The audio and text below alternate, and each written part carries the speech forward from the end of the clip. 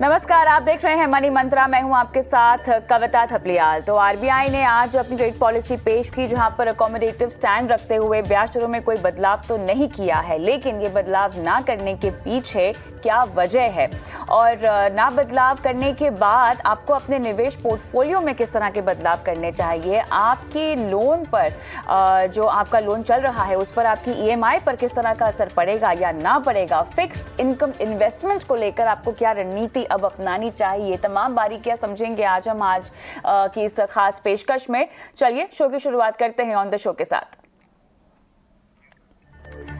RBI की policy में ब्याज दरों में बदलाव नहीं, लेकिन आरबीआई के इस पॉलिसी स्टैंस को कैसे देखे फिक्स्ड इनकम के निवेशक।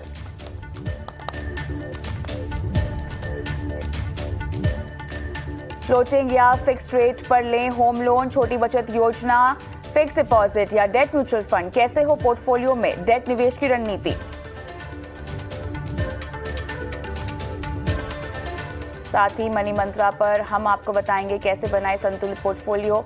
निवेश, इंश्योरेंस, क्रेडिट कार्ड और लोन से जुड़े अपने सवाल हम तक पहुंचा सकते हैं। मनी मंत्रा पर अपने सवाल आपको व्हाट्सएप करने हैं। नंबर है 9619873567। आप चाहें तो वीडियो के जरिए भी अपना सवाल हम तक पहुंचा सकते हैं। आपको बस करना है कि अपना सवाल का वीडियो शूट करना है और व्हाट्सएप के जरिए हमें ये भेज देना है।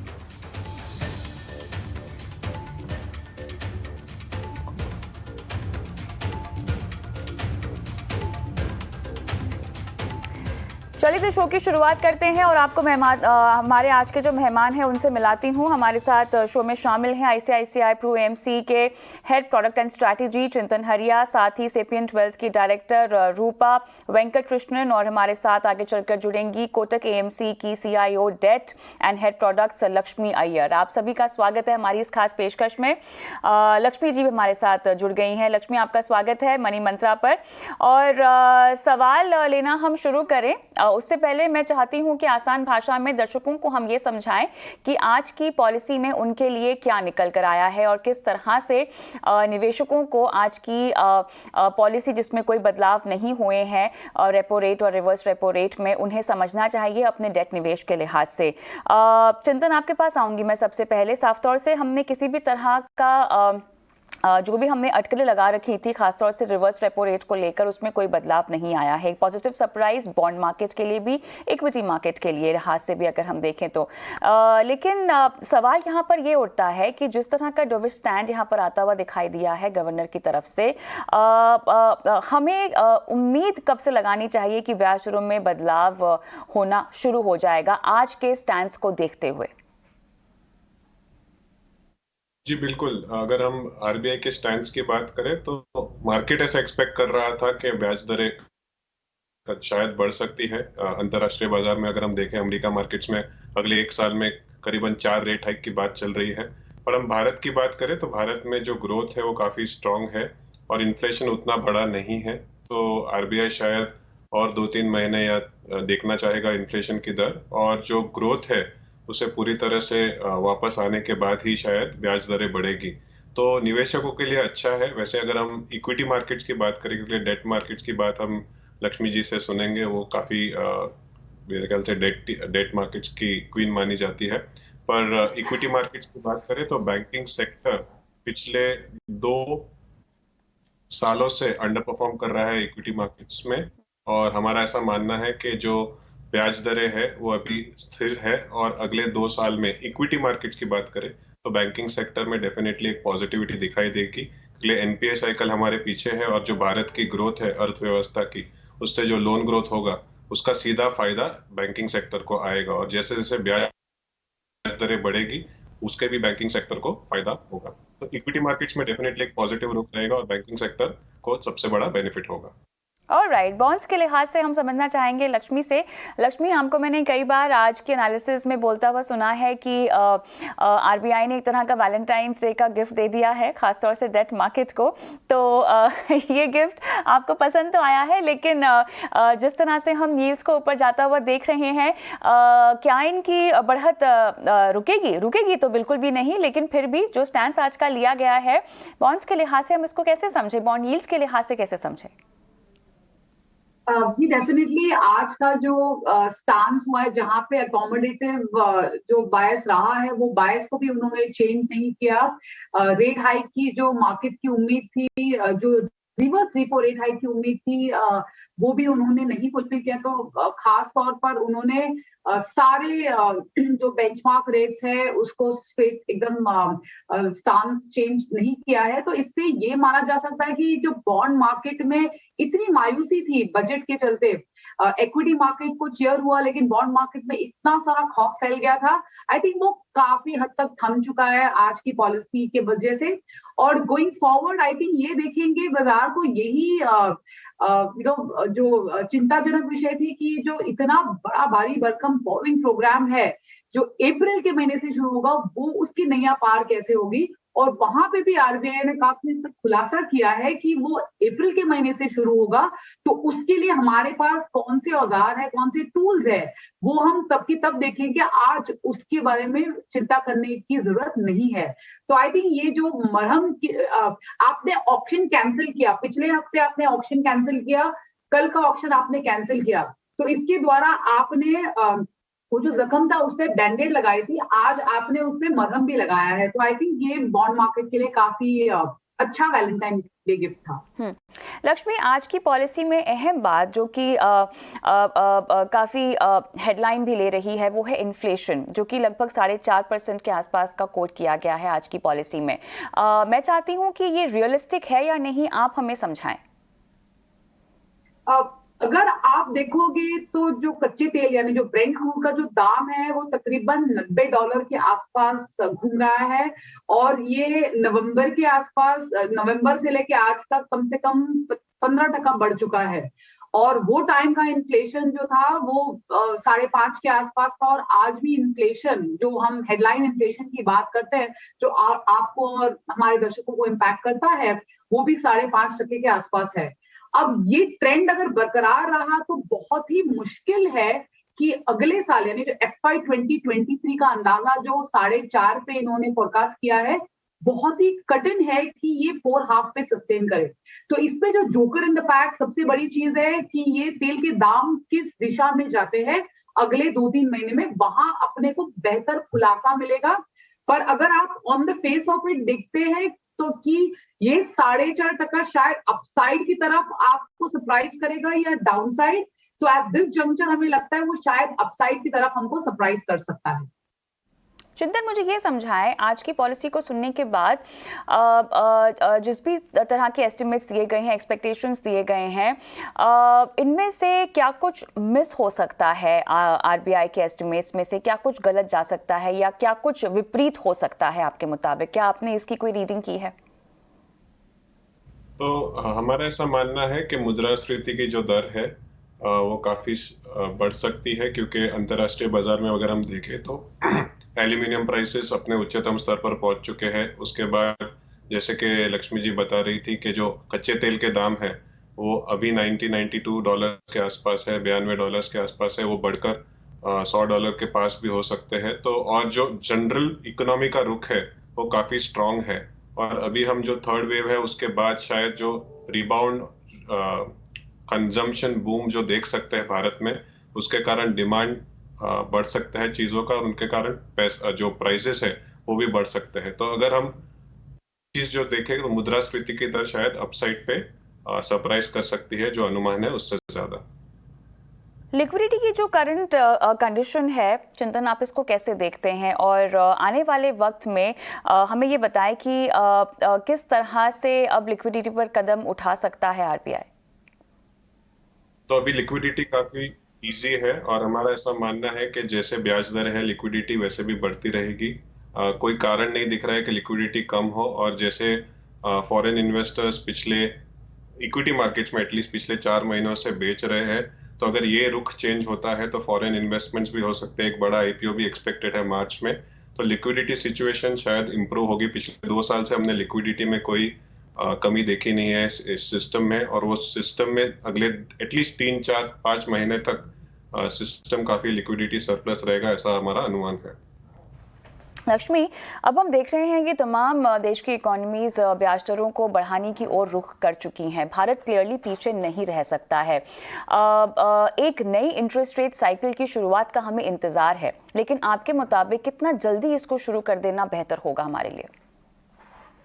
देखिए, अगर आप विश्व भर में देखोगे तो 3 तरीके के सेंट्रल बैंक का जो बर्ताव है आपको दिखाई दे रहा है। एक तो खासकर अगर आप चाइना की बात करो तो वहां पे ब्याज दरें घट रही है। अगर आप बैंक ऑफ इंग्लैंड या फिर अमेरिका की बात करो तो बैंक ऑफ इंग्लैंड ने दूसरी बार रेट बढ़ा दिया है महंगाई को साइड करते हुए।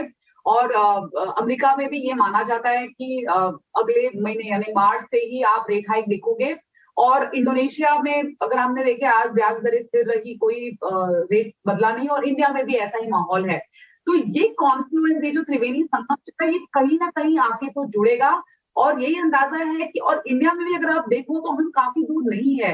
हालांकि हमने ब्याज दरें बढ़ाई नहीं है, हमारे जो बाजार के जो रेट्स है वो काफी हद तक, अगर आप पिछले 3 महीने का ट्रेंड देखो तो कम से कम 40 से 50 बेसिस पॉइंट तो रेट ऑलरेडी बढ़ चुके हैं। और हल्का हल्का आप देखो तो बैंकिंग प्रोडक्ट्स यानी फिक्स डिपॉजिट्स वगैरह में भी मामूली सा आपने चेंज देखा ही हुआ है। तो ये as a matter of time है, जो ये लिक्विडिटी का नॉर्मलाइजेशन जो सितंबर के महीने से शुरू हुआ है, उसके कारणवश ऑलरेडी हम ब्याज दर में बदलाव देखना हमने शुरू कर दिया है। और जैसे जैसे ये रेट हाइक के साथ टाइम करता जाएगा, जो कि हमारे हिसाब से एटलीस्ट 2 क्वार्टर दूर है, जो रिपो रेट हाइक है वो कम से कम 2 क्वार्टर दूर है, वो हमको जो विदेशी बाजार में हो रहा है उसका एक अंदाजा मिल जाएगा और हम उसके हिसाब से हमारा बदलाव कर सकते हैं। लक्ष्मी, आज की पॉलिसी में जब आरबीआई गवर्नर साहब बात कर रहे थे तो कई बार इस तरह की स्टेटमेंट्स दी गई ताकि जो बॉन्ड यील्ड्स हैं उनमें थोड़ा सा हमें कूल ऑफ आता हुआ दिखाई दे। अब जिस तरह की कूल ऑफ की हमें अपेक्षा है या जो दिखाई भी देगा, वो कितना हद तक टेम्पररी हो सकता है? या आपको लगता है कि फिलहाल जो हमें यील्ड्स जाती हुई दिखाई दे रही हैं जिस रेट पर, वो ऑलरेडी पीक्ड आउट है? देखिए, अगर आप FY 2022 यानी ये फाइनेंशियल ईयर की बात करें तो कुल मिला के तकरीबन 50,000 के आसपास का सप्लाई बचा है, जो कि गवर्नमेंट बॉन्ड्स का जो सप्लाई है, तो वो फरवरी के महीने में खत्म हो जाएगा। मार्च में एडवांस टैक्स वगैरह का आउटफ्लो होगा, तो कोई स्टेटेड सप्लाई की कोई चिंताजनक विषय नहीं है। अब बॉन्ड बाजार में ये डिस्कम्फर्ट है कि आगे चलते जो अप्रैल का महीना है वहां लगभग 30 से 35 हजार करोड़ का वीकली यानी हफ्ते में आपको 30 से 35 हजार करोड़ का सप्लाई दिखाई देगा। उसका करता धरता कौन रहेगा? वहां पे डिमांड कहां से आएगी? ये जो विदेशी निवेशक है, जनवरी के महीने में तकरीबन 4,500 करोड़ की इन्होंने खरीदारी करी बॉन्ड्स में। ये महीना हार्डली 5 से 6 ट्रेडिंग दिन है, वहां पे 2,000 करोड़ की बिक्री कर चुके हैं। तो ये अगर आप डिमांड सप्लाई की अगर परिस्थिति देखो तो वो डेफिनेटली एक कंसर्निंग मैटर है बॉन्ड मार्केट के लिए। और आरबीआई इसको कूल ऑफ करने के लिए क्या करता है, आई थिंक आगे जो ट्रेंड है अगले 2-3 महीने का, जो बॉन्ड यील्ड का डायरेक्शन है, वो उस पे काफी हद तक निर्भर होगा। तो 660-665 के आसपास, जो 660 के आसपास, आई थिंक यील्ड्स में एक बॉटम आउट इफेक्ट आना चाहिए। आज मार्केट 670 के आसपास बंद हुआ, तो ये इंक्रीमेंटली ये नंबर को ट्रैक करना बहुत जरूरी हो जाएगा। एब्सोल्युटली। अब इस नंबर को ट्रैक करते हुए रूपा, आपको शामिल करती हूं क्योंकि पोर्टफोलियो प्लानिंग तो आप ही कराएंगी जहां तक फिक्स्ड इनकम निवेश की बात है अपने पोर्टफोलियो में। तो बताएं कि अभी तुरंत जाके रेट्स लॉक इन कर लें या थोड़ा सा इंतजार करें? सो ऑब्वियसली अगर आपने सुना होगा कि 2 एक्सपर्ट्स लक्ष्मी और चिंतन ने जो कहा कि अभी तक इंटरेस्ट रेट्स हाइक का expected interest rate hikes are possible in the next 2 to 3 quarters or even for next 1 year. So obviously these are not time to lock your money in the long end bonds. It is always advisable to keep it in the short end bonds, because if the interest rate hike happens, long end bonds will give you negative returns. So it's always better to be in the short end bonds. मैं चाहती हूँ थोड़ा सा आप इसको आसान भाषा में हमारे दर्शकों को भी समझा दें, क्योंकि शॉर्ट टर्म लॉन्ग टर्म में अक्सर जो है निवेशक थोड़े से कंफ्यूज हो जाते हैं। मेरे ख्याल से पूरे बॉन्ड मार्केट को ही लेकर बहुत ज्यादा कंफ्यूजन है।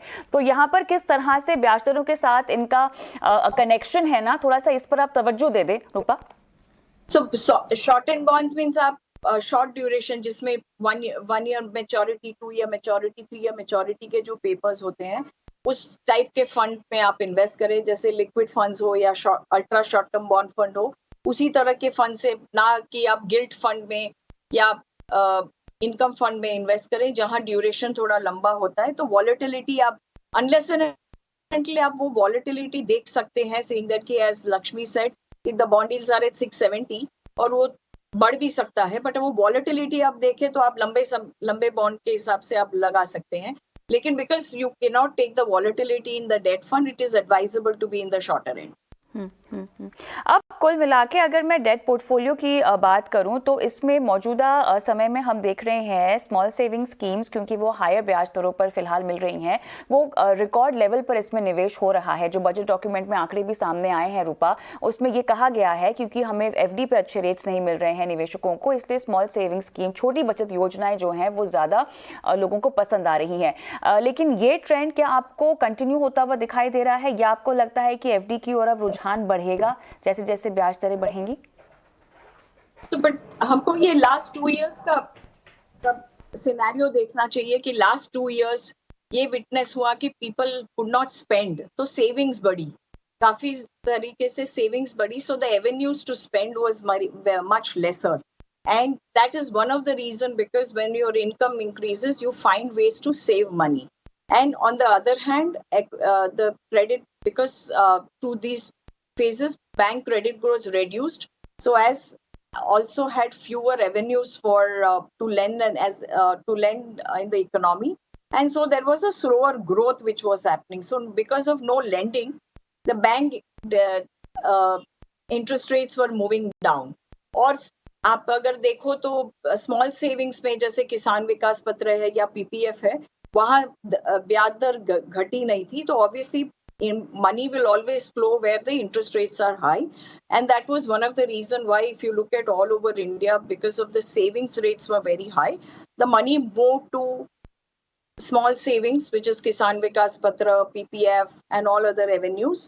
But in normally people look at only interest rate which is higher, so they have locked.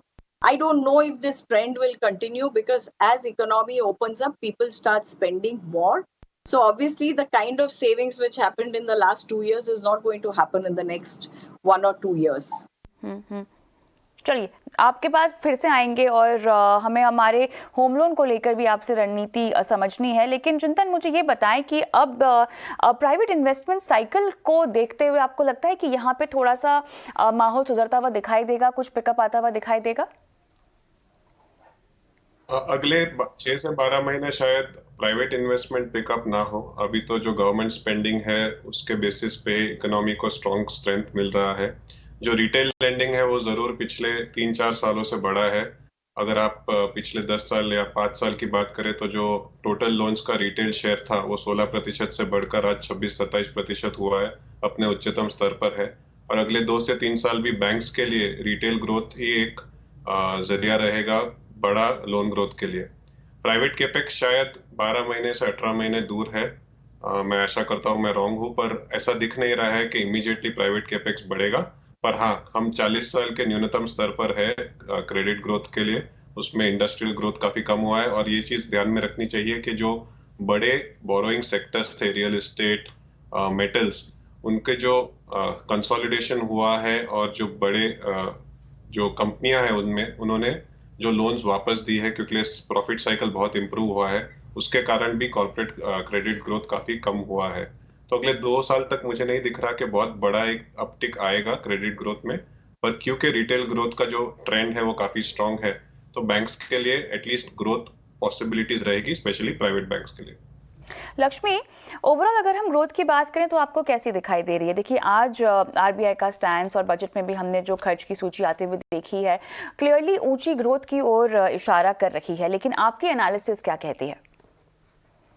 Definitely I think आज के जो स्टांस से यही अंदाजा लगाया जा सकता है कि जो बजट का थ्रस्ट था जो प्राइवेट कैपिटल एक्सपेंडिचर की तरफ, आपने 30-35% का आंकड़ा जो बढ़ा के लिया है कैपेक्स की तरफ, उसको अगर आपको फनल करना है into productive sectors, infrastructure, logistic वगैरह, तो वहां पे ब्याज दर जो है ना वो बहुत ही अहम रोल प्ले करती है। और ये बहुत ही जरूरी है कि आरबीआई जैसे इन्फ्लेशन, महंगाई की तरफ ध्यान दे, इक्वली उनको ग्रोथ की तरफ भी ध्यान देना इक्वली जरूरी है, जिसे हम कहते हैं टाइट रोप वॉक। तो आज का जो पॉलिसी डिलीवरी हमने देखा है, कुछ हद तक वो टाइट रोप वॉक कर चुका है। नहीं तो जैसे आपने इतना डविश आउटकम देखा, अगर वो ग्रोथ को लेकर चिंताजनक विषय नहीं होती, क्योंकि अगर आप देखो तो विश्व भर में स्लोडाउन तो दिखाई दे रहा है, चाइना स्लोडाउन हो रहा है, यूएस में भी डेटा मिक्स ट्रेंड्स आपको दर्शा रहे हैं, हालांकि महंगाई वहां पे बढ़ रही है।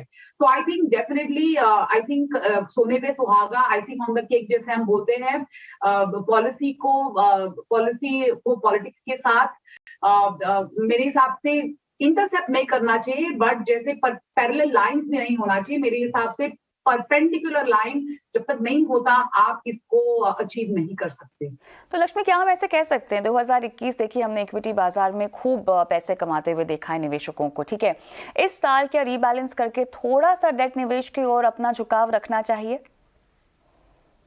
एसेट एलोकेशन अगर आप फॉलो करोगे तो आपको एक को दूसरे के साथ सब्स्टिट्यूट करने की जरूरत बिल्कुल नहीं होगी। अगर आपका वेल्थ, अगर आपने एक आंकड़ा आपने तय किया है एज इनिशियो स्टार्टिंग में, और अगर वो कोई कारणवश प्राइस मूवमेंट के हिसाब से लॉपसाइडेड हो चुका है, तो आप वहां से वो जो आपका मुनाफा है वो आप निकाल के दूसरे एसेट क्लास की तरफ उसको डाल सकते हो। आप सब्स्टिट्यूशन की स्ट्रेटेजी ना अपनाएं, एसेट एलोकेशन को निभाएं, और कॉम्प्लीमेंटिंग स्ट्रेटजीज मेरे हिसाब से ये बाजार में ये माहौल में ठीक बैठेगा। यही सवाल होगा, विस्तार से रूपा समझाएंगी। रूपा, एसेट एलोकेशन को तो हमें अहमियत देनी ही चाहिए, फाइनेंशियल प्लानिंग के बेसिक रूल्स में से ये एक है। मौजूदा स्थिति में अगर मैं डेट म्यूचुअल फंड्स की अगर मैं बात करूं, तो किस तरह के निवेशक को किस तरह के डेट निवेश विकल्प को चुनना चाहिए, किन सूरतों में चुनना चाहिए, किन अवधि के लिए चुनना चाहिए, ये बताएं। लेकिन आप जब इन्वेस्ट करते हैं तो आप अगर डेट की बात करें या इक्विटीज की बात करें या कोई भी इन्वेस्टमेंट की बात करें, तो हमको पहला तो जैसे लक्ष्मी ने कहा कि एसेट एलोकेशन इंपॉर्टेंट है हमारे ड्यूरेशन ऑफ इन्वेस्टमेंट के हिसाब से। से फॉर एग्जांपल मेरे को पैसा 6 महीने के बाद चाहिए, तो ऐसे इंस्ट्रूमेंट में लगाए जहां आपको वो 6 महीने वॉलेटिलिटी कम हो और रिटर्न्स ऑफ कोर्स थोड़े कम होंगे, बट 6 महीने के बाद वो आप पैसा निकाल सकते हैं, जो अगर लिक्विड फंड हो या लो ड्यूरेशन फंड हो या इसी तरह। तो आप जब पोर्टफोलियो कंस्ट्रक्ट जब करते हैं तो आप लॉन्ग बॉन्ड, शॉर्ट ड्यूरेशन, सब कुछ लिक्विड फंड, सब एसेट एलोकेशन अगर करेंगे, जिस तरह से लक्ष्मी ने बताया कि वो पोर्टफोलियो कुशन हो जाता है अगर volatility in the debt market होती है, इंटरेस्ट रेट साइकिल ऊपर नीचे होता है, तो वो एक कुशन हो जाता है पोर्टफोलियो पे। तो it is very essential saying that कि आप जब भी इन्वेस्टमेंट करें, जितना भी पैसा निवेश करें, तो एसेट एलोकेशन एक बहुत इम्पोर्टेंट अहमियत रख के उसको बहुत इम्पोर्टेंस देना चाहिए। वो इक्विटी हो या डेट हो, हमारा पीरियड के हिसाब से हमको इन्वेस्ट करना चाहिए। बिल्कुल। अब यहाँ पर आपके ब्याज और होम लोन की भी बात हम कर लेते हैं। रूपा, ये बताएं, जिन लोगों को अपना घर का सपना पूरा करना है वो किस तरह का लोन ले, फ्लोटिंग रेट पर लें या फिक्स्ड रेट पर लें, फायदेमंद क्या होगा? सो कविता, वेरी वेरी इंपॉर्टेंटली एक दिखता है कि अगर इंटरेस्ट रेट बढ़ रहा है और हम देखते हैं कि नेक्स्ट 6 मंथ्स या 1 साल में इंटरेस्ट रेट बढ़ने वाला है, तो obviously it is very imperative saying that कि हम फिक्स्ड इंटरेस्ट जाके हमारा लॉक इन कर दे हमारा होम लोन। लेकिन आज के तारीख में हमको ये भी देखना पड़ेगा, काफी जगह पे हमको अब फिक्स्ड लोन मिलती नहीं है, लेकिन जहां भी अगर फिक्स लोन मिले तो इट इज वेरी एसेंशियल कि हम हमारा इंटरेस्ट रेट लॉक कर दे, बिकॉज हमको दिखता है कि नेक्स्ट 1-2 साल में इंटरेस्ट रेट अगर बढ़ने वाले हैं, तो we should lock our interest rate at a lower in fixed interest rates. चलिए, तो आज भले ही आपको ये लग रहा हो कि आरबीआई की पॉलिसी में कुछ निकल कर नहीं आया है, लेकिन हमारे पैनलिस्टों ने आपको साफ तौर से समझा दिया है कि आने वाले वक्त में आपको बॉन्ड यील्ड्स की कीमतों में किस तरह से इजाफा दिखेगा, और उसको ध्यान में रखते हुए आपको कैसे एसेट एलोकेशन को फॉलो करते हुए अपनी फाइनेंशियल पोर्टफोलियो की रणनीति को अपनाना चाहिए और अपनी कर्ज की रणनीति को भी आपको अमल में लाना चाहिए या उसमें किस तरह के सुधार करने चाहिए। बहुत बहुत शुक्रिया आप सभी का हमारी इस खास पेशकश में शामिल होकर दर्शकों को न सिर्फ आपने पॉलिसी बारीकी से समझाई है, बल्कि आने वाले वक्त में उनकी डेट को लेकर क्या रणनीति होनी चाहिए इस पर भी आपने सलाह दी। आपका बहुत बहुत धन्यवाद। मनी मंत्रा में हम रुकेंगे छोटे से ब्रेक के लिए, लेकिन ब्रेक के उस पार शुरू करेंगे सवाल जवाब का सिलसिला।